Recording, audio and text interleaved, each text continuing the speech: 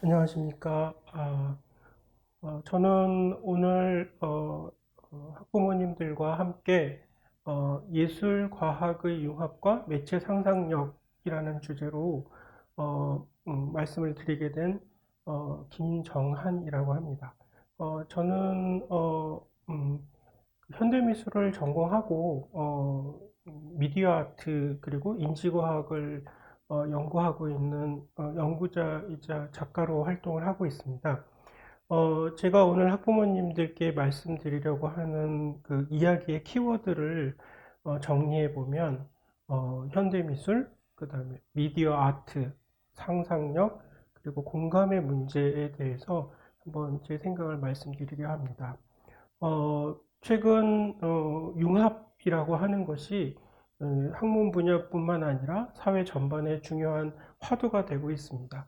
그런데 과연 우리가 진정한 의미에서 융합을 할 수 있는 그런 교육과 방법이 무엇일까? 그것을 좀 더 근원적인 부분에서부터 고민해 보는 것이 필요할 것 같습니다. 그래서 오늘은 학부모님들께 최근의 여러 가지 흐름들을 소개해 드리고 함께 생각을 나누는 시간을 갖도록 하겠습니다. 그 처음 이야기의 시작은 좀 옛날로 돌아가 보려고 합니다. 아주 오랜 옛날, 우리 인류가 동굴에서 생활하고 있을 때, 인류는 동굴에서 이런 그림을 그렸습니다. 라스코에 있는 동굴에 그려진 동물 그림인데요. 인류학자들은 고대 인간이 왜 동굴에 그 불빛을 비춰가면서 어렵게 이런 그림을 그렸을까에 대해서 여러 가지 연구를 하고 가설을 내놓았습니다. 그 중에 한 가지는 이제 그 당시에 이 사냥이라고 하는 것이 경제적으로나 그 생존에 있어서 대단히 중요한 문제였기 때문에 이 동물의 사냥을 준비하는 일종의 어떤 주술의식, 어떤 그 당시 사람들의 희망을 담은 어떤 행위와 관련이 되어 있지 않을까라고 생각을 하고 있습니다. 그래서 실제로 이 동굴 벽화의 벽에는 마치 창을 던져서 구멍이 난 것 같은 그런 흔적들이 남아 있다고 하지요. 그래서 그 당시에 이것을 보통 서양 미술사 또는 미술사에서는 인간 예술의 기원으로 소개되고 있습니다. 그렇다고 하면 인간의 역사가 기록된 그 순간부터 예술의 역사는 함께 시작됐다고 이야기할 수도 있는데요. 그러면 인간은 왜 그런 직접적으로 실용적이고 유용하고 먹고 사는 데 있어서 필수적이지 않은 이런 활동들을, 예술 활동들을 끊임없이 해왔을까? 그리고 우리가 지금 살고 있는 이 현대에는 그 예술이라는 의미가 어떻게 변화했을까? 그런 것이 궁금해집니다. 어, 자, 이 그림도 마찬가지로 라스코에서 그려져 있는 동굴 벽화입니다. 이 당시에 아마도 이 예술을, 이걸 예술이라고 말했을 때 이 작품을 보러 오는 관객들은 누구였을까요? 아마 지금 우리가 현대미술관이나 박물관에 가서 관람하는 일반 시민들을 관객이라고 우리는 보통 자연스럽게 생각을 합니다. 그런데 이 당시의 관객은 누구였을까요? 아마도 그 당시 사람들이 생각했던 어떤 신적이고 영적인 존재들, 자신의 어떤 기도와 희망을 들어줄 수 있는 어떤 존재들을 생각하고 이 작품을 그렸을 수도 있을 것 같습니다. 그렇다면 그 당시의 관객은 어떤 신적이고 영적인 존재였다고 할 수도 있겠죠. 그런 측면에서 오늘날 생각하고 있는 예술의 개념과 그리고 관객, 그리고 어떤 전시장의 개념 이런 것들은 오늘날과 그 과거의 동굴 속에서 이루어졌던 예술 행위와는 굉장히 다른 점이 있을 수 있겠다는 것을 생각해 볼 수 있습니다. 조금 시대를 거슬러 올라와서 우리가 누구나 여러분들 잘 아시는 레오나르도 다빈치입니다. 레오나르도 다빈치는 특히 최근에 더 많은 연구와 관심의 대상이 되고 있는데요. 그 이유는 바로 레오나르도 다빈치가 과학과 예술의 융합, 그리고 여러 학문 분야를 융합한 바로 그 르네상스맨이라고 하는 그런 어떤 21세기형 르네상스맨을 추구하는 어떤 그런 지향점과 잘 부합하는 인물이기 때문에 다시 또 오늘날 새롭게 소환이 되고 있습니다. 레오나르도 다빈치는 알면 알수록 참으로 놀라운 점들을 많이 발견하게 되는데요.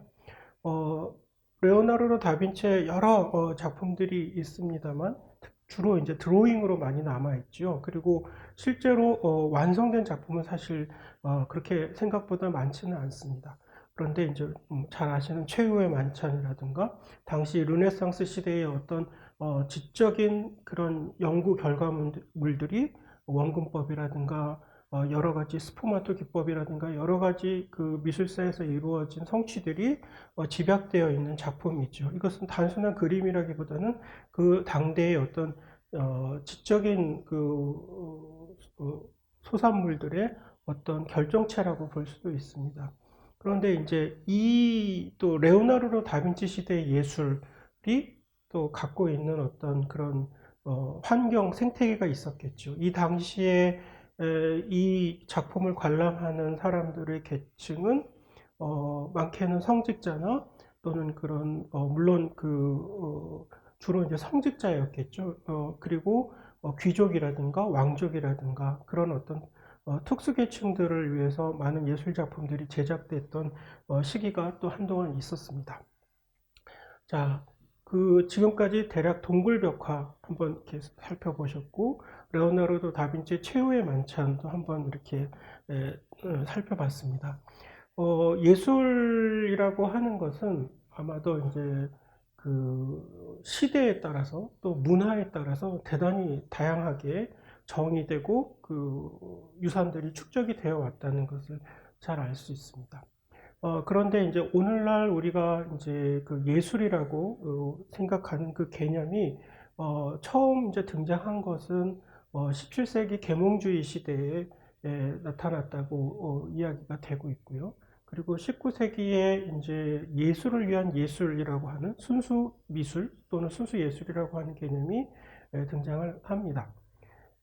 그리고 그 시대에는 그 시대의 어떤 문화 또 역사, 정치 상황들을 이렇게 반영한 그 시대의 예술가들이 또 계속 있었고요. 그 다음에 18세기 이후 산업화가 이루어지면서 19세기, 20세기를 걸쳐서 과학기술 문명의 엄청난 발전이 있었고, 그리고 새로운 매체들이 등장하게 됩니다. 그리고 그런 새로운 매체들, 예를 들어서 사진이나 영화 같은 것들은 이 예술의 어떤 그 생태계에 있어서 엄청난 변화들을 가져옵니다. 그래서 예를 들어서 사진 같은 경우에는 19세기에 발명이 되었지만 사진이 오늘날 이제 그 현대 미술의 한 부분으로 이렇게 인정되기 위해서는 100여 년의 어떤 그 시간이 필요했었고요. 영화도 연극으로부터 독립하여 영화의 자기 언어를 찾기 위해서 수십 년에 걸친 어떤 그런 실험들이 진행이 되었습니다. 그러면 오늘날 우리에게 영향을 미치는 어떤 시대 상황들은 어떤 것들이 있을까요? 보통 저희가 이제 현대미술이라고 했을 때, 그 현대미술이라는 범주 안에서 영향을 미친 사건들을 몇 가지 이렇게 정리해 보면, 제2차 세계대전이나 냉전, 탈식민주의, 인터넷, 세계화, 신자유주의, 그 다음에 금융위기, 그리고 저희가 작년부터 함께 이렇게 겪어나가고 있는 코로나 바이러스 전염병 같은 전염병이나 아니면 기후변화 등이 현 시대에 영향을 주고 있는 그런 시대 상황들입니다. 그러면 이제 이런 그 예술의 대략적인 그 개념에 대해서 굉장히 아주 어, 그좀 거칠게 좀 한번 간략하게 정리를 해 보았습니다.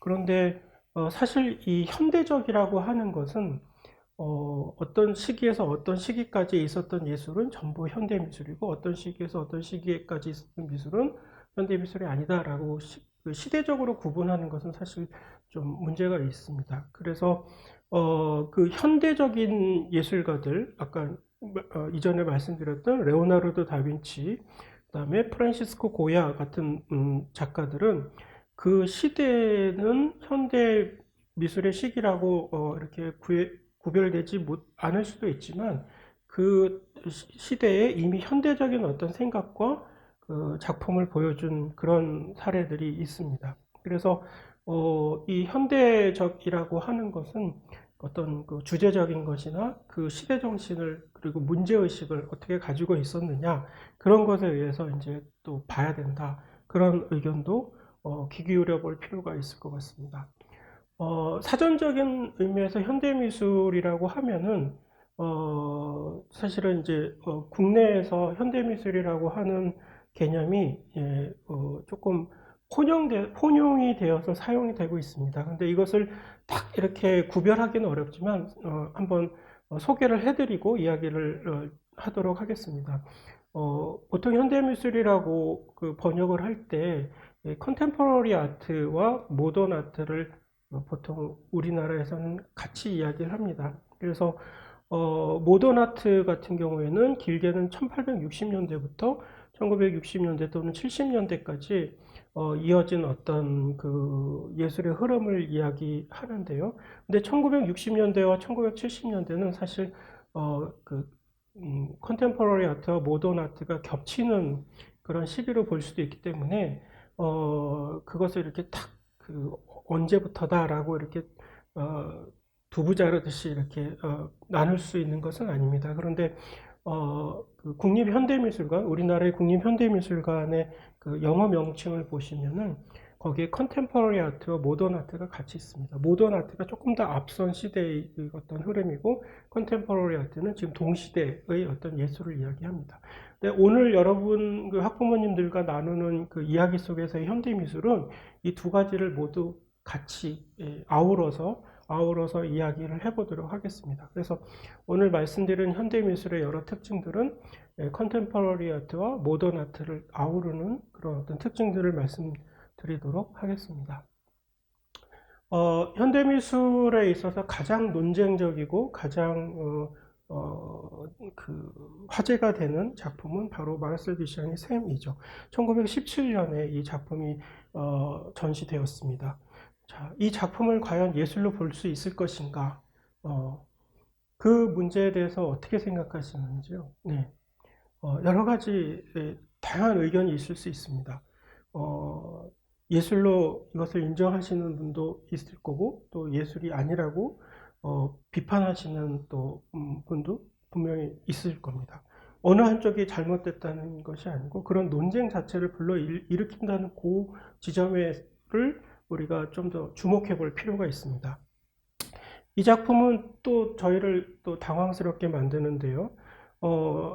보통 사용되는 벽돌을 이렇게 쌓아두었습니다. 120개를 잘 쌓아두고 등가라고 하는 제목을 붙였죠. 1966년 작품입니다. 자, 이것은 시중에 판매되는 벽돌을 그냥 쌓아놓은 것인데 이것을 현대미술이라고 합니다. 그리고 좋은 작품이라고 많은 평론가들과 역사가들에 의해서 평가를 받고 있죠. 왜 그럴까? 왜 현대미술에서는 이런 작품들을 높이 평가할까? 궁금하실 것 같습니다. 이런 어떤 사물, 어떤 그 공장에서 만들어진 일반적인 사물에 그걸 예술로 만드는 것은 무엇일까? 그것은 사실은 그 어떤 그 대상 자체, 그 사물 자체에 있다기보다는 이것이 전시장에서 제안하고 있는 어떤 문제의식 또는 문제제기의 어떤 그 중요한 방점을 두고 있다고 생각이 됩니다. 그래서 뭔가를 당연하게 생각했던 어떤 것에 대해서 낯설게 보고 그것에 대해서 다시 한번 생각하게 만드는 어떤 계기를 만들어주는 것. 그것이 이제 오늘날 현대미술관에 갔을 때, 관객들이 마주하게 되는 경험이죠. 그래서, 그 경험이 왜 중요할까? 그런 경험들, 일상 속에서 생활을 열심히 하다가, 휴일이나 이럴 때 현대미술관에 가서 작품들을 보고 할 때 느끼는 당황스러움, 낯설음, 이런 것들이, 왜 우리에게 의미가 있을까? 그 이야기들 한번 풀어가 보도록 하겠습니다. 일단 한번 이렇게 제안을 드려보면 어떨까 싶은데요. 이게 예술인지 아닌지, 그런데 그 자체가 예술이냐 아니냐가 아니라 이 어떤 그 공산품이 예술이 되는 어떤 순간이 언제부터인가, 그 변화의 시점, 그것에 대해 한번 주목을 해보시기를 제안드리고, 그리고 이것이 그 공산품에 대해서 지금 강의를 들으시는 학부모님들께서 이것이 예술이라고 믿으시는지 안 믿으시는지에 대해서 한번 생각해 보시기를 제안드립니다. 그리고 이게 예술이 맞다 아니다라고 하는 질문을 잠시 보류하고, 이게 어떤 점에서 의미가 있을까? 이 작품이 어떤 그 마트에서 또는 어떤 시장에서 이것을 마주했을 때가 아니라 미술관에서 이것 사물을 마주했을 때 어떤 의미가 발생할까라고 하는 것에 대해서 한번 생각을 해보시면 어떨까 싶습니다. 또 하나의 최근에 아주 논쟁적인 그 작품 중에 하나는 만초니의 작품이 있습니다. 그런데 이 작품은 사실 많은 비판을 받았고, 또 예술이 아니라고 하는 그런 또 혹평도 많이 받았습니다. 그러나 그 어떤 논쟁을 촉발한 그 부분에서 미술 시장이 가지고 있는 어떤 부조리함을 비판하는 작품으로 여전히 언급되고 회자되고 있습니다. 그래서 과연 예술이라고 하는 것이 이렇게 엉뚱하고 낯설고 당혹스럽게 만드는 것, 이게 과연 필요할까? 너무 피곤한 것이 아닌가? 우리를 오히려 그렇지 않아도 피곤한 이 세상에서 우리를 더 피곤하게 만드는 게 아닐까라고 이렇게 비판적으로 바라보실 수도 있습니다. 충분히 이해가 되고요. 그렇다면 왜 이런 것들이 현대미술관에서 계속 시도되고 있을까? 어, 그것은 아마도 아까 말씀드렸던 것처럼 그런 낯선 경험이 우리의 뇌를 자극한다는 그런 어떤 부분이 분명히 있습니다. 우리가 여행을 했을 때, 여행을 하게 되면 어떻습니까, 여러분? 일단 비행기표를 끊고 두근거리는 마음을 안고 이제 비행기를 타고 낯선 공항에 도착을 합니다.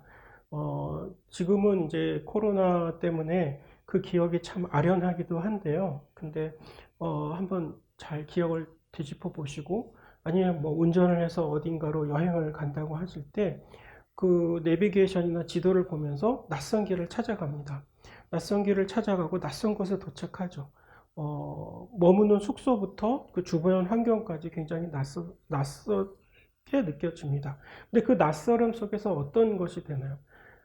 저희가 일상 속에서 이렇게 둔감했던 여러 가지 우리들의 그 세포들이 깨어나는 느낌을 받게 됩니다. 그런 것들이 신선한 어떤 낯설은 자극이 뇌의 활동이나 이런 것을 긍정적으로 자극하는 것이죠. 어, 현대미술에 있어서 아까 말씀드렸던 무엇이 예술일까라는 질문을 던지는 것. 그것은 우리의 삶이 무엇일까라는 질문을 던지는 것과 굉장히 맞닿아 있습니다. 그리고 현대미술에서 중요한 것은 바로 생각이죠. 그래서 이 생각이라고 하는 것이, 근데 우리가 일상적으로 너무나 익숙하게 나누는 생각의 방식이나 언어들, 그리고 우리가 당연하게 넘어가는 어떤 그 개념들, 이런 것들이 과연 당연할까라고 하는 질문을 그 현대미술의 갤러리나 현대미술관에서는 작가들이 끊임없이 질문을 던지고 있습니다. 개념미술의 대표적인 작품 중에 하나인 조세 쿠스스의 하나이면서 셋인 의자, 1965년 작품입니다. 이 작품을 보면 이 의자, 실제 실물 의자와 실물 의자의 사진과 이 의자라고 하는 것에 대한 사전적 개념이 같이 이제 전시가 되어 있습니다. 지금은 이 현대미술에서 이런 개념 미술이 굉장히 자연스럽게 받아들여집니다. 하지만 이제 1965년 당시에는 이게 예술이라고? 라고 사람들이 질문을 던지고 찬반 논쟁이 분명히 있었죠. 그래서 지금은 우리가 이것을 당연하게 한 예술의 한 부분으로 좀 더 자연스럽게 받아들이고 있습니다. 여러분들 느끼시기에는 어떠신가요? 이런 작품을 갤러리에서 본다면 어떤 생각을 하시겠습니까? 자, 이 생각이라고 하는 것은 사실은 미술에만 국한된 것이 아니죠. 과학을 하거나 아니면 철학을 하거나 아니면 정치를 하거나 경제를 운영하거나 그 모든 것에서 우리는 생각을 합니다. 그리고 그 생각한다라고 하는 것은 굉장히 우리에게 이제 중요한 어떤 과정이죠. 우리의 삶에 있어서.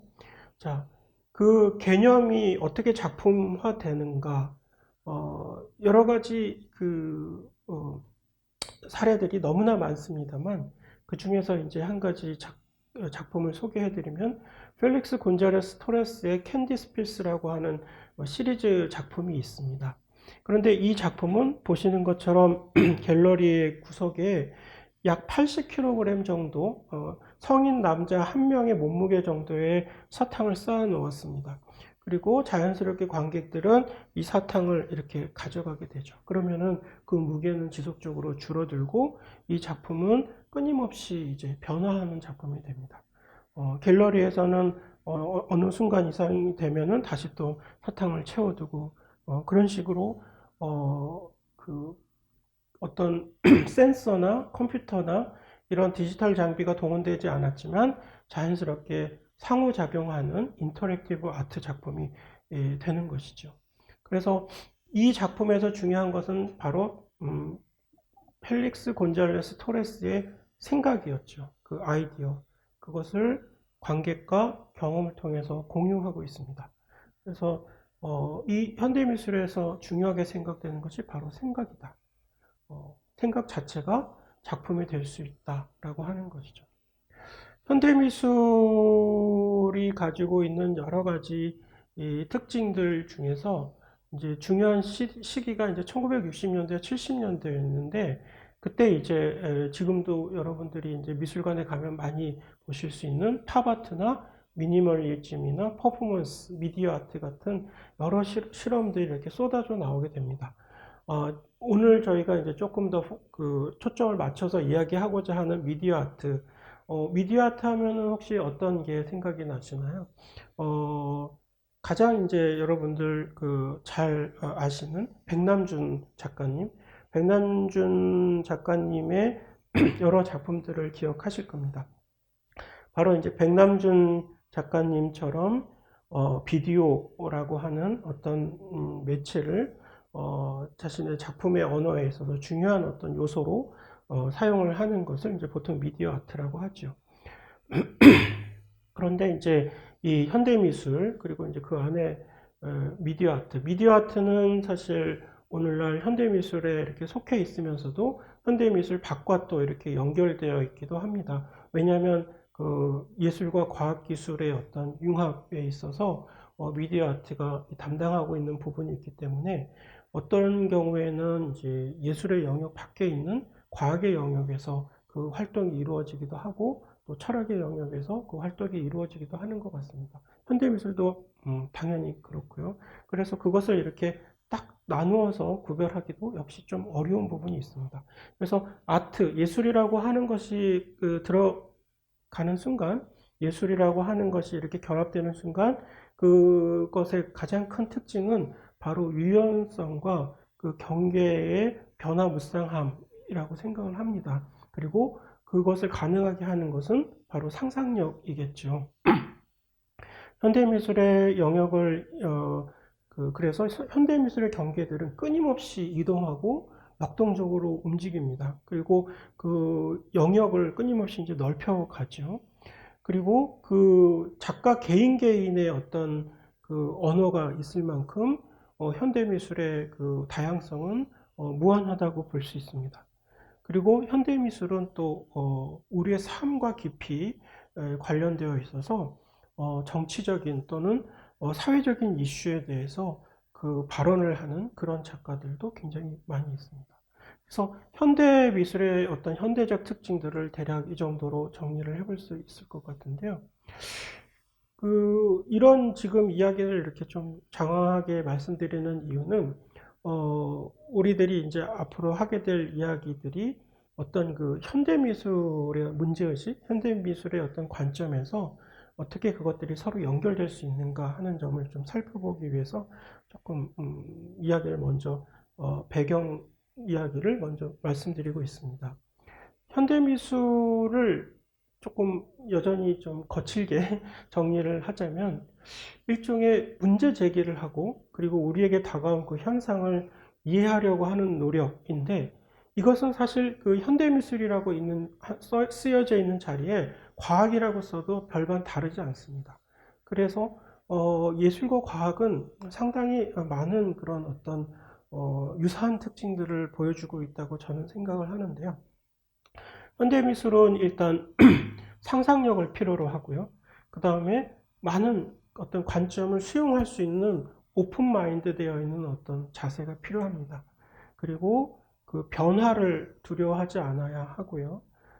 그리고 우리의 현재를 관심 있게 살펴봐야 합니다. 그리고 그 현재에 직접적으로 반응을 할 수 있어야 하고요. 그리고 어떤 현실적인 비판이나 그 난관을 헤쳐가기 위해서는 용기가 필요하죠.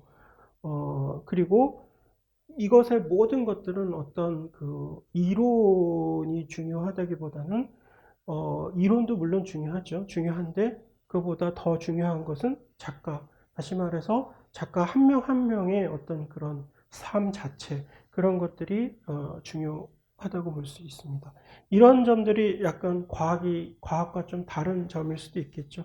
과학은 어떤 일반론, 그 어떤 전체를 설명할 수 있는 어떤 그 일반 원리를 발견하는 것이 중요한 어떤 그 지향점이라면, 예술은 그 작가 개인의 어떤 그 삶 자체를 온전히 보존하는 것에 그 지향점이 있기 때문에 그 부분에서 좀 차이가 생길 수 있을 것입니다.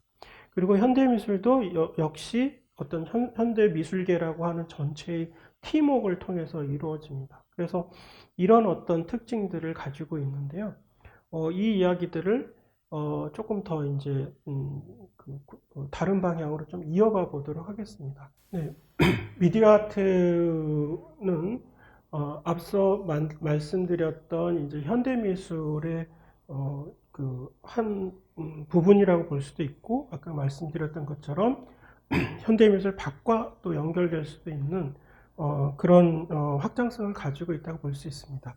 그런데 사실 미디어 아트, 매체 예술이라고 하면 어, 꼭 어떤 전자적인 장치나 컴퓨터 같은 디지털이 사용되어야 하는 것은 아니지요. 화가들이 그 대상을 보는 눈, 그리고 그것을 그림을 그리는 손, 그리고 몸짓, 그리고 퍼포먼스를 하는 그 행위 예술가들의 몸짓, 이 몸 자체가 바로 예술의 매체가 될 수 있습니다. 그렇게 보면 그 매체 예술, 미디어 아트의 역사는 굉장히 확장될 수 있겠죠. 그런데 오늘 저희는 편의상 이 미디어 아트를 백남준 선생님 이후 20세기 후반 이후에 전자 디지털 혁명과 함께 과학기술이 예술과 어떻게 융합되어 갔는가를 중심으로 보도록 하겠습니다. 그래서 이제 이 백남준 선생님의 비디오 아트 이후로 댄 플레빈이 어떤 그 형광등을 활용한 작품이라든가, 그 다음에 알고리즘과 코드를 활용한 만프레드 모어나 그 조디라고 하는 어떤 팀의 작품들이 1990년대부터 실험이 되어 왔습니다. 그리고 최근에 이제 디지털 기술이 더 관심을 갖게 되는 이유 중에 하나는 이 그 코로나 바이러스 시대를 살면서 이 미술관의 어떤 그런 관객과 만나는 방식에 대한 고민들이 있습니다. 왜냐하면 그런 대면 방식과 비대면 방식을 이렇게 공존시키는 문제가 중요한 어떤 문제가 되고 있죠. 그때 이제 요즘 많이 회자되고 있는 메타버스라고 하는 그런 개념도 같이 고민을 하고 있습니다. 그렇기 때문에 최근에 현대미술 작가들, 미디어 아티스트들 중에는 VR이라든가 AR, XR 같은 그런 메타버스 기술들을 적극적으로 활용하는 작가들도 많이 등장하고 있죠. 그래서 실제 세계와 가상 세계를 연결하는 작품들도 많이 나오고 있습니다. 그 다음에 예술 작품의 그 창작과 유통, 판매, 지원 방법 등에 있어서 그 NFT라고 하는 기술도 최근에 이제 그 관심을 많이 받고 있는데요. 그 NFT라고 하는 이것은 이제 백남준 선생님의 그 다다익선이라고 하는 비디오 아트 작품이 국립현대미술관에 설치되었던 모습입니다. 그런데 지금은 이제 이 모니터들이 노후화돼서 이것들을 이제 다시 어떻게 좀 새로운 기술로 재탄생시킬 것인가에 대한 많은 논쟁이 있었고, 현재 그는 이 작품이 다른 작품으로 대체되어 있는 상태입니다. 그리고 백남준 선생님의 여러 비디오 작품들도 보면 서양의 어떤 문화와 우리 한국적인 문화가 그 안에 융합되어 있는 모습들을 볼 수 있죠. 그리고 아까 말씀드렸던 NFT 같은 경우에는 최근에 이제 어떤 비트코인 같은 그런 어떤 기술들을 예술 작품의 어떤 고유성을 디지털 어떤 작품에 부여하기 위한 것으로 여러 실험들이 이루어지고 있습니다. 그래서 실제로 많은 어떤 실험들이 진행이 되고 있고 실제로 이제 거래가 되기도 합니다. 근데 아직은 이제 좀 논쟁적이고 좀 더 연구를 해야 되는 부분인 것 같습니다. 하지만 메타버스 또는 어떤 디지털 시대가 점점 코로나 바이러스 전염병 시대를 거치면서 새로운 국면으로 넘어가고 있다. 그것도 굉장히 빠른 속도로 그것을 느낄 수 있습니다. 자, 지금까지 저희가 한번 문제제기, 서론의 측면에서 현대미술이 가지고 있는 특징, 그리고 예술이 가지고 있는 어떤 이야기들을 좀 드려봤는데요. 한 가지 질문을 던지고 제 이야기를 좀 더 이렇게 풀어가 보고자 합니다. 여러분들 잘 아시는 이제 스핑크스의 수수께끼,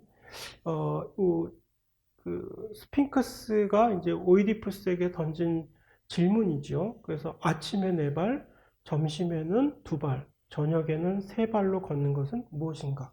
네, 답은 잘 아시는 바와 같이 인간입니다. 그런데 이 질문을 조금 더 세심히 들여다보면 흥미로운 지점들이 있습니다. 아침에 4발이라고 했을 때 4발은 보통 이제 동물들이 이제 4발로 걷고 인간의 중요한 특징 중에 하나를 이제 직립보행으로 이야기를 많이 하지요. 그래서 지금 보시면 이 아침에 4발이라고 하는 질문에는 인간이 근본적으로 동물이었다. 인간은 근본적으로 동물의 속해 있는 한 존재이다라고 하는 것을 다시 한번 상기하게 해줍니다. 그리고 점심에는 2발, 이것은 이제 이족 보행의 인간성을 생각하게 하고요. 그 다음에 저녁에는 3발인데 이 3발은 바로 이제 노인이 되어서 지팡이 의지해서 걷는 모습을 상징하는데, 이때 이제 이 지팡이라고 하는 도구를 사용하게 되죠. 그래서 이 지팡이의 도구가 가지고 있는 것, 그리고 인간이 가지고 있는 이 유한성, 영원할 수 없는 인간의 이 유한성이라고 하는 것들을 이 스핑크스의 수수께끼에 이렇게 다 응축되어 있다고 볼 수 있을 것 같습니다. 그러면 여기에서 이제 우리가 질문을 던지게 되죠.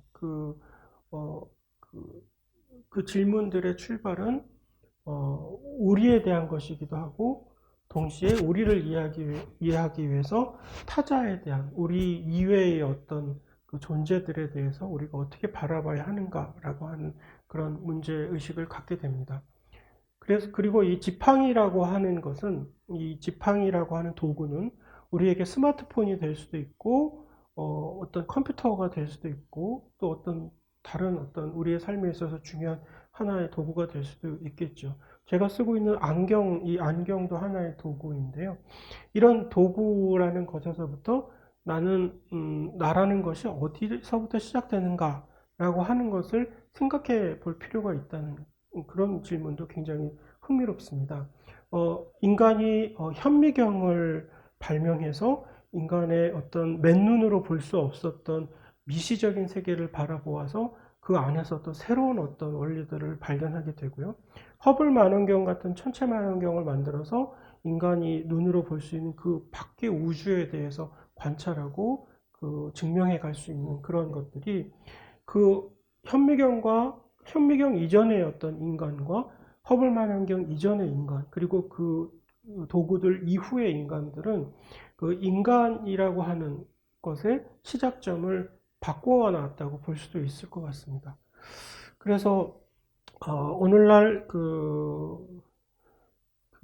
우리가 이 과학과 예술이 만나는 지점, 또는 그 현대미술 또는 예술이 가지고 있는 문제의식과 그리고 과학이 가지고 있는 문제의식이 만나는 지점, 그것은 아마도 나는 누구인가, 그리고 우리가 살고 있는 이 세계는 어떤 것인가, 그리고 우리는 어떻게 이 세계를 바라보고 이해하고 있는가, 이런 질문들을 이제 공유하고 있다고 볼 수 있을 것 같습니다. 그러면 그 질문들에 대해서 우리의 선배들은 어떻게 답을 했었을까요? 다시 한번 또 레오나르도 다빈치가 등장을 합니다. 레오나르도 다빈치는 그 당시에 카메라도 없었고, 그리고 여러 가지 과학적 지식도 미비한 상황에서 자신이 가지고 있는 어떤 직관과 시각적 사유를 통해서 자연을 굉장히 정확하게 해석했던 사람이라고 볼 수 있습니다. 어, 일단 레오나르도 다빈치는 그 당대의 사람들과는 좀 다른 사고방식을 가지고 있었고요. 그리고 특히 이제 자연을 하나의 생명체로 보았습니다. 그래서 이 전체적인 유기적인 어떤 시스템이 있을 것이다라고 생각을 하였고, 그래서 이 현상을 이해한다는 그것을 그 패턴의 유사성을 바탕으로 각 현상을 서로 연계한다는 것으로 생각을 하였다고 합니다. 그래서 이제 이런 것을 시스템적으로 사고하는 사람이라고 일단 불러보겠습니다. 그래서 이 시스템적으로 사고하는 사람, 이 레오나르도 다빈치는 여러 가지 연구들이 서로 이렇게 연결되어 있었습니다. 물의 파동 패턴을 연구하는 것과 공기의 흐름 패턴을 연구하는 것, 그다음에 소리의 성격, 이런 것들의 연구가 다 연결이 되어 있었고, 그런 것들이 이제 음악 이론을 만들고 악기의 구조 같은 것들에 대해서도 연구를 하게 되죠. 이 레오나르도는 굉장히 융합적 사고를 한 사람이었습니다. 그 당시에 이제 르네상스 시대는 사실은 그 아르테라고 하는 것이 이제 그 당시에 오늘 아트라고 하는 그것이 당시에 이제 기술이라는 뜻으로 쓰였고요. 이제 과학이라고 하는 것은 이제 지식이나 이론이라고 생각이 되었습니다. 그래서 그런데 이제 레오나르도 다빈치는 이 예술이라고 하는 개념을 좀 더 진화시키고 싶었습니다. 그래서 좀 더 발전시키고 싶었는데, 그래서 레오나르도 다빈치는 이 예술, 그 당시에 이제 기술이라고 하는 그 개념으로 예술과 과학, 이제 과학이라 하면 이제 지식을 이야기합니다. 그것을 합치고 거기에 이제 판타지아라고 하는 예술가의 창조적 상상력이라고 하는 것을 이제 결합하고자 합니다. 그래서 레오나르도 다빈치의 여러 연구들을 보면 어, 그 어떤 그 본인의 직관을 구현하기 위한 어떤 그 재현 능력, 그것을 보고 정밀하게 그것을 묘사하고 기록할 수 있는, 그것을 시각적으로 또는 글로 기록할 수 있는 어떤 기술과 그것들을 통해서 얻어진 그 패턴, 그 어떤 지식들, 그리고 예술가의 창조적 상상력이 결합되는 그런 결과물들을 볼 수 있는데, 그런 것들을 통해서 그 당시의 어떤 그 기술적인 한계나 어떤 지식의 한계들을 초월하는 어떤 결과물들을 내놓을 수 있었습니다. 그 레오나르도 다빈치는 이러한 예술, 과학, 판타지아, 그 상상력을 모두 합친 그 결정체로 이제 회화 그 그림을 생각을 하였는데요. 그 레오나르도 다빈치에게 있어서 그림은 그 어떤 손으로 그리는 그런 것이 아니라 일종의 그 머릿속에 존재하는 하나의 정신작용, 다시 말해서 생각하는 사고의 결정체로 보았습니다. 그 예들을 잠깐 한번 살펴보면요. 레오나르도 다빈치가 이제 새의 날개에 관심이 많이 있었고요. 그래서 이 새의 날개를 연구를 하다 보니까 인간의 그팔 구조와 굉장히 유사하다는 것을 발견하게 됩니다. 이건 실제 이제 그 현대의 의학 영상 기술을 통해서 촬영된 것이고, 이것은 이제 레오나르도 다빈치가 드로잉을 한 것인데, 실제 해부를 하지 않고는 도저히 이렇게 정확하게 그릴 수가 없겠죠. 당시에 이제 중세 시대에 엄격하게 금지되어 있었던 해부를 하면서까지 어떤 현상을 실체에 다가보고자 하는 그 레오나르도 다빈치의 의지를 다시 한번 느낄 수 있습니다. 마찬가지로 보시면 굉장히 정확하다는 것을 알 수 있습니다. 네, 마찬가지로 이러한 어떤 그 연구들을 통해서 패턴들을 찾아가게 되죠. 근데 이러한 연구가 연구로만 끝난 게 아니라 레오나르도 다빈치는 이것을 그 현실에 응용하고자 했습니다. 그래서 비행기를 만들고 싶었던 거죠, 당시에. 그래서 새의 움직임들을 연구를 하기 시작합니다. 레오나르도 다빈치가 현상을 바라보는 방식은 굉장히 입체적이었습니다. 그래서 하나의 일면만 보는 게 아니라 여러 차원에서 그 현상을 이해하고자 하였죠. 그래서 여러 가지 이제 그 아이디어들을 남깁니다. 물론 이런 구상들이 다 실현되지는 않았지만 이러한 구상들은 드로잉으로 후대에 남겨져서 그 생각을 저희가 지금까지 이렇게 살펴볼 수 있습니다. 이런 그 연구들이 진행이 되었고요. 그런 어떤 현상 연구와 그것을 또 어떻게 응용하려고 하는 그것들 여러 현상에서 발견한 어떤 그 패턴을 새로운 어떤 조합으로 만들고자 하는 그런 노력들은 건축 설계에도 반영이 되었습니다. 그래서 이 레오나르도 다빈치에게 있어서 훌륭한 그 건축가는 훌륭한 의사. 왜냐하면 이 도시의 어떤 그 건축을 하나의 몸으로 보았기 때문입니다. 그 하나의 몸이 건강하게 유지되는 것, 그것이 몸이 건강하게 유지되기 위해서 우리에게 필요한 것과 건물과 도시가 건강하게 유지하기 위해서 필요한 것이 어떤 유사성이 있다고 보았던 것이죠. 아까 말씀드렸던 어떤 시스템적 사고를 하고 있습니다. 그래서 이제 그 건축물을 디자인을 하거나 건축 설계를 할 때도 그런 어떤 유기체적 시스템적 사고를 하였죠. 그래서 어떤 그 현상을 보고 어떤 그 문제 제기 그리고 그것에 대한 어떤 대안을 찾아가는 과정 이런 것들을 레오나르도 다빈치는 본인의 어떤 시각적 사유 능력을 적극적으로 활용을 하였습니다. 그래서 건축물을 하나의 그 신진대사, 그러니까 우리의 그 피가 동맥과 정맥이 건강하게 흐르고 그리고 또 깨끗한 물을 마셔야 하고 이런 것들이 이제 도시의 그 건강을 유지하는데 그 신진대사를 위해서 동일하게 적용될 것이다라고 하는 굉장히 현대적인 그런 어떤 도시 디자인 모델을 가지고 있었습니다. 근데 불행하게도 그 도시에 대한 구상이 구현되기 직전에 그 해당 도시가 이제 전쟁에 휩싸이면서 현실화되지는 못했지요. 혹자는 이제 만약 당시에 레오나르도 다빈치의 그 아이디어가 구현이 되었다면 유럽 도시의 역사는 200년 정도 더 진보했을 것이다 라고 하는 말씀을 하기도 합니다. 그리고 레오나르도 다빈치는 아까 말씀드렸던 것처럼 회화, 그 그림을 마치 수학과 같이 생각을 하였고, 그리고 이 회화가 모든 종류의 형태를 다루고 있으며 이론적 지식을 바탕에 둔 지적인 작업으로 생각을 하였습니다. 그래서 여기 디스코르소 멘탈레, 지적 과정이라고 하는 것으로서 이 어떤 예술 작업을 바라보았죠.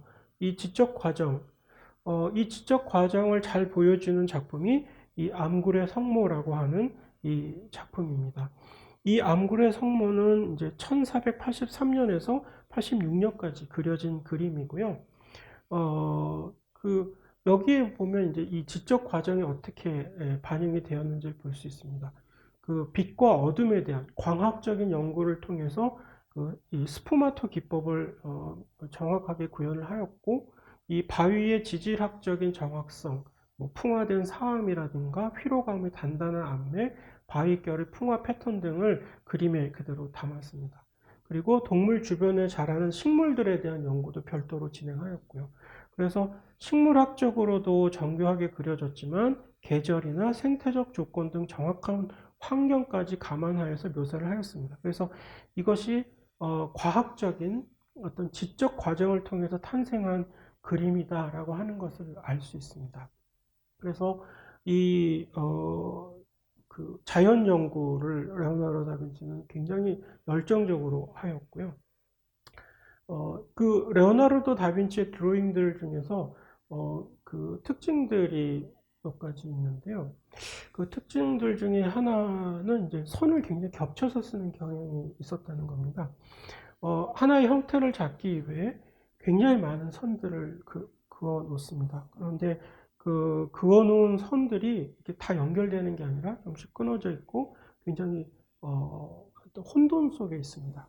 그 혼돈 속에 있는 그 드로잉을 레오나르도 다빈치는 그 위에다 종이를 하나 더 얹고 그 중에서 본인이 가장 그 적합하다고 생각하다는 선을 다시 찾아냈다고 합니다. 자, 이것은 이제 오늘날 그 많이 논의되고 있는 그 복잡성 이론하고 굉장히 그 유사한 특징을 보여준다라고 말할 수 있는데요. 그 복잡성 이론에서 보이는 것처럼 이러한 그 어떤 겹쳐짐, 그리고 굉장히 그 작은 소음과 같고 작음과 같고 혼돈 속에 무의미한 것 같은 어떤 그런 어떤 그런 그 모임 속에 어떤 그 가장 적절한 어떤 것들이 이제 발현되는 그런 순간을 이제 이 레오나르도 다빈치의 이 드로잉의 과정에서 우리가 살펴볼 수 있다고 볼 수 있습니다. 이 그 레오나르도 다빈치는 아까 이전에 말씀드린 것처럼 그런 과학적인 어떤 연구뿐만 아니라 어떤 형태적인 것에 있어서도 굉장히 많은 그 습작을 하였습니다. 그런데 그 윤곽선을 굉장히 되풀이해서 쓰는 그런 경향이 있었는데요. 이 레오나르도 다빈치의 이 역동적인 밑그림은 정말 그 복잡해서 본인이 아니면 도저히 판독이 안 될 정도로 그런 복잡한 그런 복잡성을 가지고 있습니다. 그래서 성모자와 성안나의 습작이 대표적인 예인데요. 그 뒤죽박죽된 선을 이제 그 누구도 이제 읽어낼 수 없는 혼돈 속에 있었던 것 속에서 레오나르도는 어떤 그 형상을 찾아냅니다. 그것을 찾아내는데 그것은 그 한 번에 그려진 것이 아니라 여러 어떤 사건들이 겹쳐진 것 속에서 하나를 이렇게 찾아내는 것이죠. 그래서 이제 이런 레오나르도 다빈치의 역동적인 밑그림은 그 오늘날 이제 복잡성 이론가들이 이야기하는 이 창발, 다시 말해서 이멀전스라고 하는 이 개념을 잘 보여주고 있다고 볼 수 있습니다. 그래서 무질서 혼돈에서 새로운 질서가 자연 발생적으로 나타나는 과정을 시각적으로 설명하고 있습니다. 복잡성 이론에 따르면은 새로운 형태를 만들어내는 창조성은 모든 생명체의 중요한 속성입니다. 그렇기 때문에 이런 새로운 것이 나오기 위해서는 사실 복잡하고 그리고 혼돈스러운 상태를 사실은 저희가 즐길 수 있어야 되는 것이죠. 그래서 이 상상력이라고 하는 것도 어떻게 보면 이런 그 창발의 과정이라고 볼 수도 있을 것 같습니다. 이런 창발의 과정이 가능하려면 레오나르도 다빈치가 그러했던 것처럼 어떤 새로운 것을 찾기 위한 그 복잡한 상태, 혼돈의 상태, 그런 잡음의 상태, 소음의 상태를 그 안에서 그 즐겁게 이렇게 좀 여행할 수 있는 그런 어떤 마음의 준비가 필요할 것이라는 생각이 듭니다. 자, 그러한 어떤 그 모습들은 과학사를 봤을 때도 발견할 수 있습니다. 과학사에서 과학은 사실 이제 수학처럼 추상적이고 개념적인 그런 것에 의해서 많이 이렇게 발전이 되어 왔지만 사실 그 시각적인 부분, 시각적 사유가 거기에서 중요한 역할을 한 순간들도 많이 있었습니다. 그리고 앞으로 좀 더 그런 중요도가 더 높아질 것 같습니다. 왜냐하면 뒷부분에서 살펴보겠지만 이제 데이터가 있죠. 오늘날 이제 빅데이터라고 하는 그런 이야기들을 많이 들으시는데 이 빅데이터는 사실 우주에서 오는 그런 거대한 천문학적인 그런 데이터도 있지만 우리 몸에서 나오는 그런 천문학적인 데이터들도 있습니다. DNA 정보라든가 RNA나 단백질 정보 같은 것들도 굉장히 그 빅데이터라고 볼 수 있죠.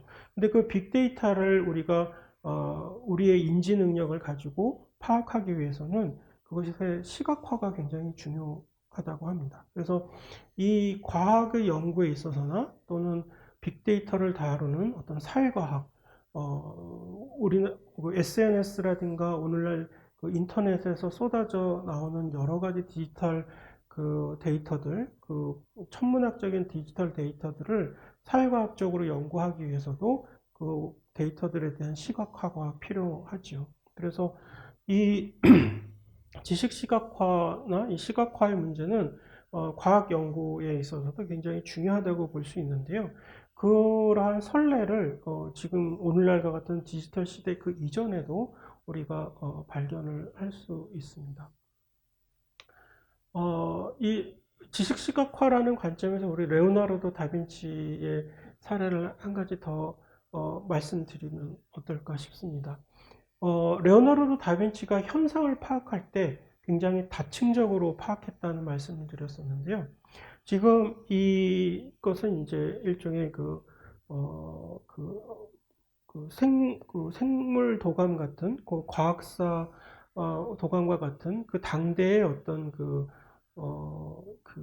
그림입니다. 그러니까 그 어떤 뭐 표범이라든가 어떤 동물들의 특징을 보여주기 위해서 이제 이 옆면, 가장 이제 대표적인 그 모습으로 보통 이제 옆면을 이야기를 많이 하죠. 그리고 이제 그걸 보통 프로파일이라고 하죠. 그래서 이 옆면을 이제 보여주는 것으로 이 그 동물의 어떤 특징을 다 보여줬다라고 생각하는 것이 이제 대부분 그 당대의 사람들의 생각이었습니다. 그런데 한번 이 옆에 레오나르도 다빈치의 드로잉을 보시죠.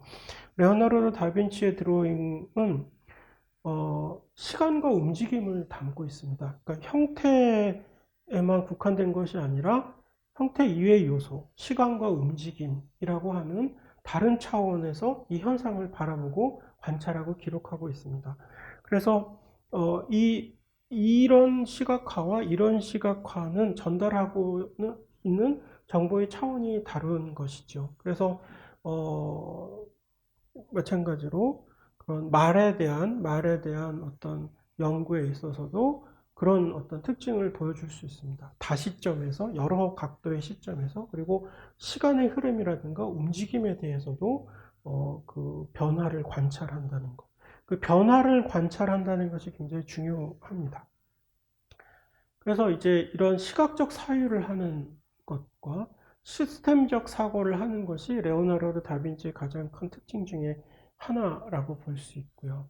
그래서 어, 그, 여기에서 이제 중요하게 생각되는 것은 이제 자연을 유기체로 바라본다는 것, 인간의 몸과 같은 유기체로 바라본다는 것.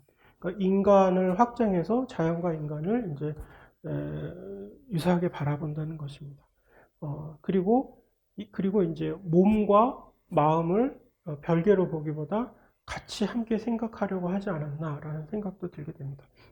물론 이제 자연을 유기체로 보는 그런 관점은 현대에 와서 더 많이 발전되고 더 많은 다양한 의견들로 이제 변화하게 됩니다. 근데 이제 그 당시로서는 그 레오나르도 다빈치가 살았던 그 당대로서는 굉장히 그 앞서간 그런 생각을 하였습니다.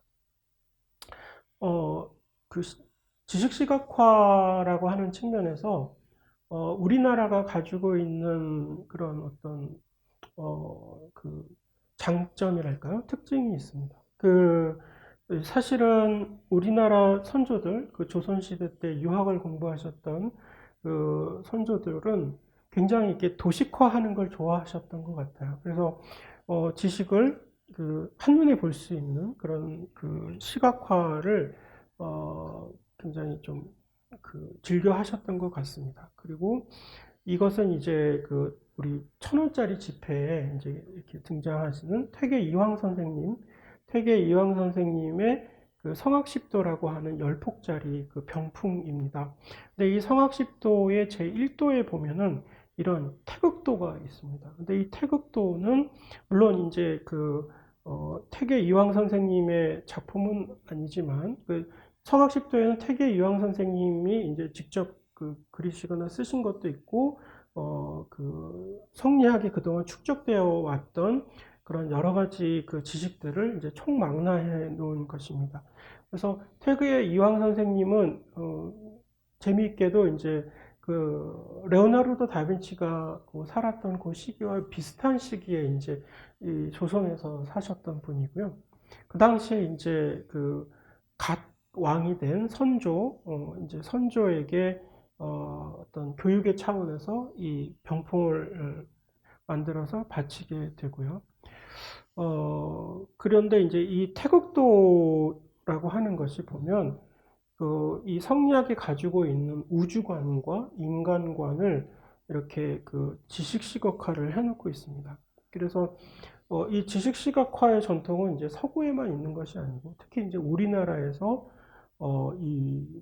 물론 이제 유학은 중국에서 만들어져서 한국으로 전해졌지만 태계 유양 선생님을 비롯해서 한국에서는 이제 그것을 좀 더 발전시키고 그것의 어떤 새로운 어떤 대안들을 이렇게 제시하는 그런 모습들을 보여주는데요. 그 중에서 이제 하나의 특징 중에 하나가 이런 그 시각화에 있어서 굉장히 좀 적극적이었다라는 생각을 하게 되었습니다. 그 과학 지식의 시각화에 있어서 이제 또 하나 중요한 이 중에 하나는 찰스 다윈이 진화론을 이야기하면서 그 진화론을 상징적으로 보여줄 수 있는 그 이미지로 나무를 선택했다는 겁니다. 그래서 생명나무 스케치를 1837년에 하게 되는데요. 이 작은 노트에 이제 그려진 이 그림이 그 어떤 인류의 사상사를 굉장히 그 어떤 큰 흐름을 이제 만들어내는 진화론의 그 어떤 생각을 직관적으로 보여주는 그림이라는 것이죠. 이런 그림의 예는 또 다른 곳에서도 우리가 찾아볼 수 있습니다. 자, 익숙한 그림이시죠? 자, 데오시리보핵산 DNA입니다. 우리가 잘 알고 있는 이제 DNA 이중나선이죠. 근데 이 이중나선의 이 이미지, 우리가 굉장히 지금 익숙한 이 이중나선의 이미지는 이 DNA를 그 발견한 프란시스 크릭 과학자입니다. 과학자의 아내가 오딜 크릭인데 오딜 크릭은 화가였다고 합니다. 그래서 남편의 어떤 그 개념 이야기를 듣고 그것을 이렇게 그림으로 해서 일종의 이것은 개념도입니다. DNA가 실제로 이렇게 생긴 건 아니죠. 그래서 이런 개념도를 통해서 DNA라고 하는 이제 개념이 무엇인지를 굉장히 빠르게 이해시키고 확산시키고 연구를 활성화할 수 있는 하나의 큰 계기가 되었다고 볼 수 있습니다. 그래서 과학사에 있는 그 지식 시각화의 가장 어떤 대표적인 예라고 볼 수 있습니다. 또 하나는 이제 그 라이트가 유전자 조합의 장에서 이제 돌연변이 역할을 설명할 때 이런 등고선 형식의 지형도를 이렇게 사용을 하였습니다.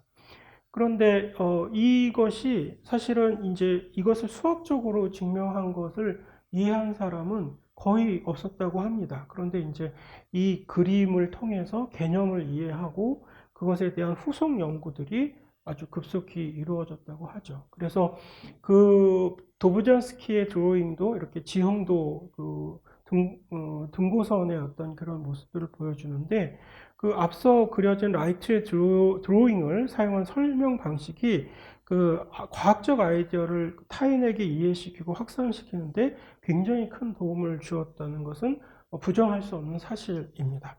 그래서 과학적인 어떤 이론들, 개념들, 그리고 그것들을 처음에 이제 발상을 할 때 어떤 그런 시각적 사유가 굉장히 중요한 역할을 한다. 그리고 그 언어라는 것은 수학이라는 것과 더불어서 어떤 시각적 사유의 능력이 이런 것들을 어떤 새로운 그 창발, 이멀전스, 어떤 혼돈 속에서 혼돈으로 점철되어 있는 현상 속에서 어떤 패턴을 찾아내고 거기에서 어떤 원리를 찾아내는 데 있어서 굉장히 중요한 역할을 할 수 있다라고 이야기할 수 있겠습니다. 이 책은 지금 지식을 그리기 뭐 이렇게 이제 볼 수도 있는데 지식 시각화에 대한 이제 어떤 역사를 설명해 준 책이라고 볼 수 있습니다.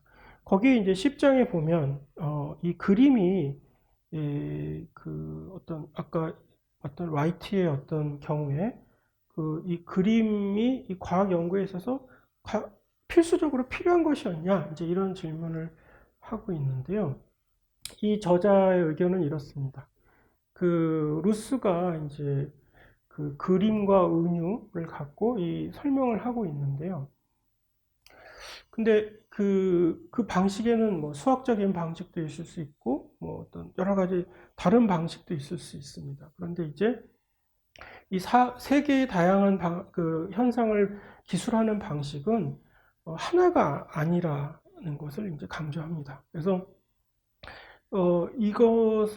이 어떤 현상을 이해하는 방식은 굉장히 다각도일 수 있고 또 다층적일 수 있고 다차원적일 수 있다라고 하는 것을 이제 강조하고 있습니다.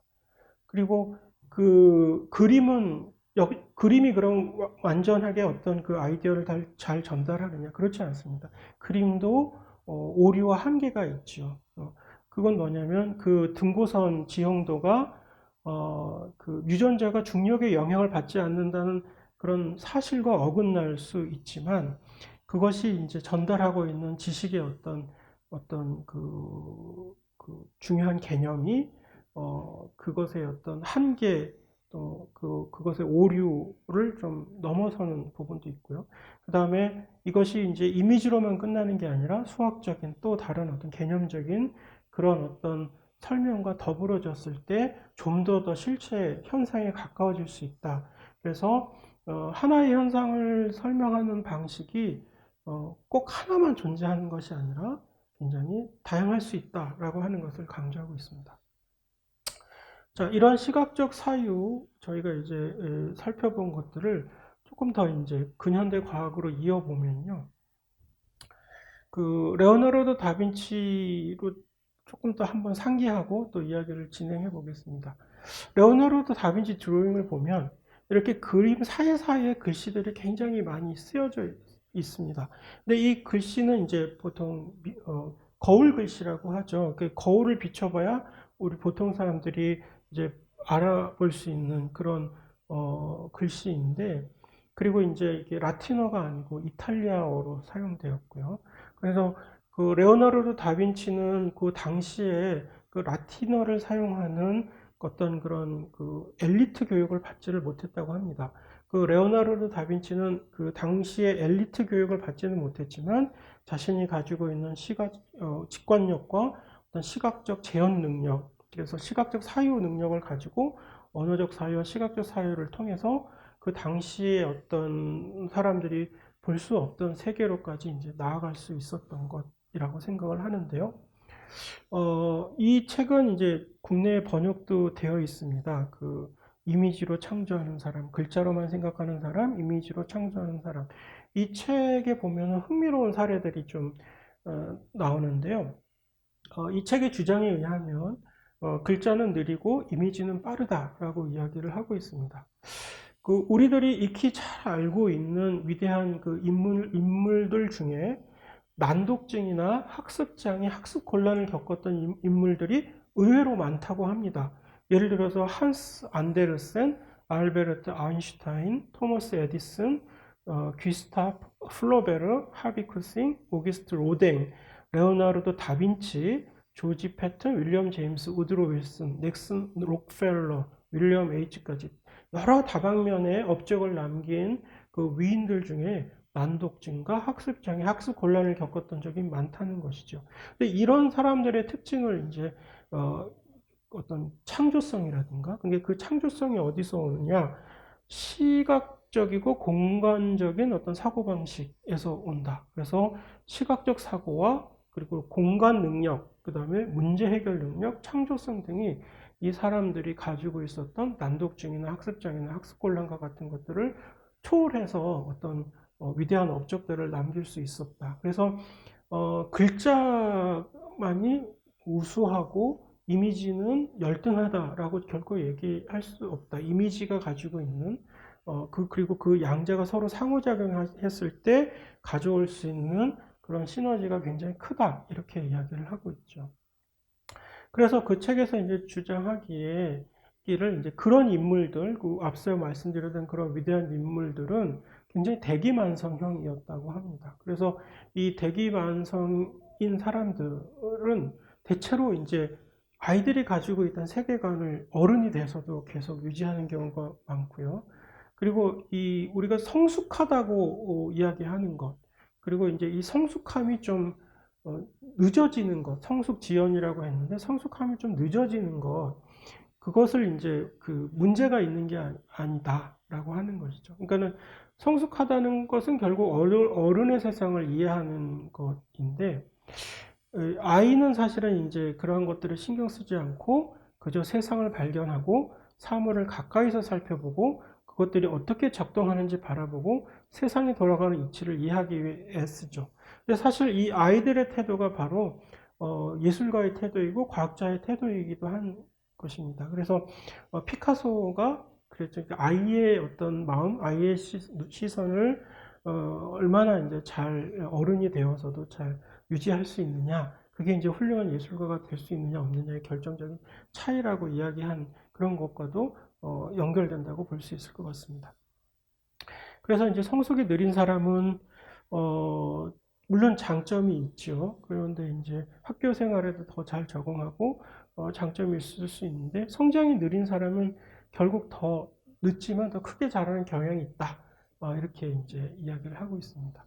그 구체적인 이제 예들을 좀 살펴보면, 이 마이클 패러데이라고 하는 과학자는 그 현대까지 그 뉴턴의 만유인력의 법칙에 버금가게 중요한 전자기전 이론을 제시한 과학자인데요. 근데 이분은 굉장히 기억력이 나빴다고 합니다. 그리고 수학을 잘 못하셨다고 해요. 그리고 학습 장애의 특징을 보여주었다고 합니다. 그런데 이분이 굉장히 잘했던 것은 시각적 사고방식이었다고 하고요. 굉장히 독창적인 모형을 이제 개발을 했다고 합니다. 그리고 이제 사고가 이리 튀고 저리 튀고 해서 굉장히 산만하게 생각하는 경향이 있었고요. 그리고 기존에 확립된 과학적 지식을 거기에서 어떤 것을 지식을 산출하는 게 아니라 굉장히 엉뚱한 곳에서 이제 지식을 산출을 했었다고 하고요. 그리고 이제 여기 이제 패러데이 하인에서 석학으로라고 되어 있는데, 아까 이제 레오나르도 다빈치가 그 당대의 엘리트 교육을 받지 못했다고 말씀드렸는데, 패러데이도 마찬가지라고 합니다. 그 당대의 어떤 계층으로 보면 굉장히 과학자로서 낮은 계층에서 본인의 어떤 직관력과 시각적 사회를 통해서 그 업적을 남긴 분이라고 이야기를 하고 있습니다. 그리고 어떤 디테일한 부분에 이렇게 천착하고 거기에 매달리는 게 아니라 그 전체를 보는 그런 경향이 강했고요. 그런데 이제 좀 너무 독창적이고 또 이제 그 독선적이다가 보니까 또 그 적도 많았을 거고요. 대신 이제 이분이 이제 패러데이는 대중 강연을 굉장히 잘 하셔서 그 쉬운 언어로 대중들에게 이 어려운 지식을 잘 설명하는 또 능력이 있어서 대중적인 인기는 또 굉장히 높았다고 합니다. 그러니까 다시 말해서 그런 학계에서는 굉장히 이제 배척받는 인물이었지만 그 굉장히 독창적인 방식으로 지식을 산출했고 대중들에게 그것들을 알기 쉽게 잘 전파하는 그런 인물이었다고 볼 수 있고요. 이 제임스 맥스웰은 이제 그 어떤 그 수학과 과학 어떤 그런 그 접근법에 굉장히 능했고 또 굉장히 엘리트 교육을 받았고 그런 분이었다고 합니다. 근데 이 제임스 맥스웰의 그 업적들 중에 이제 재미있는 부분이 있는데 그 어떤 이론을 설명하기 위해서 굉장히 시각적인 어떤 조형적인 그런 것들을 많이 사용했다고 해요. 그래서 그것은 이제 찰흙을 빚어서 이제 본인의 그 이론을 설명하는데 이게 그러니까 종이에다가 그려서 설명을 하려고 하니까 너무 한계가 느껴져서 직접 이제 이런 조형물을 만들어서 이 3차원 입체에다가 선을 그었다고 합니다. 그리고 이것을 이제 미국의 예일 대학에 있는 그 깁스에게 본인의 그 이론을 설명하기 위해서 카피를 해서 이제 보냈다고 하죠. 그래서 이것이 이제 그 제임스 맥스웰의 어떤 생각을 이렇게 구현하는 데 있어서 굉장히 중요한 역할을 했습니다. 어, 그래서 이제 그 깁스의 어떤 그, 그, 그 어떤 그 이론을 이제 컴퓨터로 이렇게 구현을 하면 이런 식이 되는데요. 그 당시에는 이제 이런 컴퓨터 시뮬레이션 기술이 없었기 때문에 이 찰흙으로 이렇게 이제 그 만들어서 그걸 자신의 생각을 이제 표현을 했던 것이죠. 과학사에 보면 이제 이런 예들을 숱하게 만날 수가 있습니다. 그래서 그 레오나르도 다빈치라든가 패러데이라든가 맥스웰이라든가 아인슈타인 같은 그 과학자이지만 또는 과학자이자 예술가이지만 시각적 사유를 한 사람들의 특징을 이야기를 하고 있는데요. 굉장히 유연했다는 것이죠. 어, 이 맥스웰 같은 경우에는 굉장히 엘리트 수학 교육을 받은 그 계층적으로도 엘리트에 해당됐지만 그 당시에 이제 그 사회적 분위기에서 굉장히 이제 무시당하고 있었던 그 패러데이의 연구 결과, 직관적 연구 결과의 중요성을 이렇게 파악을 하고 그것을 수학적으로 증명을 해주는 또 노력까지 해줍니다. 그럼 보면 굉장히 겸손하고 오픈 마인드 되어 있는 그런 어떤 분이었다고 생각을 할 수 있을 것 같고요. 그리고 이 시각적 사유자들의 특징은 이제 과학뿐만 아니라 수학, 종교, 그리고 형이상학적인 철학적인 것까지 다방면에 관심이 있었다는 것이죠. 그리고 심지어 이제 그 비과학적이라고 할 수도 있는 종교에도 아인슈타인이나 패러데이 맥스웰은 관심을 가지고 있었다고 합니다. 그러니까 인간의 지식이라고 하는 것은 어, 굉장히 그 다층적이기 때문에 과학을 연구함에 있어서도 그런 것에서 이제 영감을 받았다고 볼 수 있겠죠. 그리고 그런 것에 오픈마인드 되어 있었다, 열려 있는 마음을 가지고 있었다고 볼 수 있습니다. 그리고 이분들은 이제 대부분 살아생전에는 별로 인정을 받지 못하였고요. 그 어떤 세상의 주목을 받고 어떤 인정받고 찬사를 듣는 것에 관심을 갖기보다는 자연과 우주의 관찰에 온 에너지를 쏟았다 이렇게 평가를 하고 있습니다. 그래서 결국은 세상의 기준에 맞춰서 살지 않았다. 그리고 이 사람들의 특징을 쉬운 것은 어렵고 어려운 것은 쉽게 생각했다라고 하는 특징이 있다고 합니다. 재미있는 이야기여서 한번 소개를 해드리고요. 네. 지금까지 일부 말씀을 드렸습니다. 잠시 쉬고 2부에서 이어서 말씀드리겠습니다. 네.